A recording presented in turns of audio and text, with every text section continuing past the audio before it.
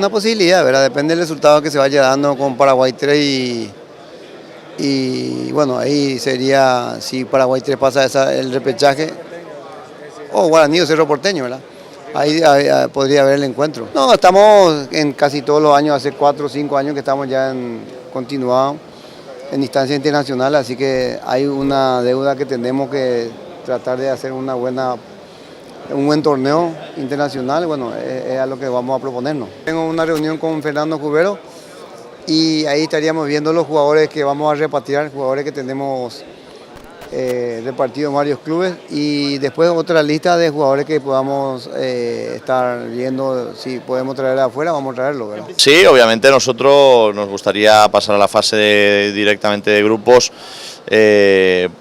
sobre todo por los tiempos, porque jugar la fase previa implicaría hacer una pretemporada muy corta, con muy poquitos partidos de preparación, y obviamente nos gustaría tener acabando tan tarde como se acaba el campeonato, nos gustaría tener el máximo tiempo posible para preparar 2 competencias de muchísima exigencia.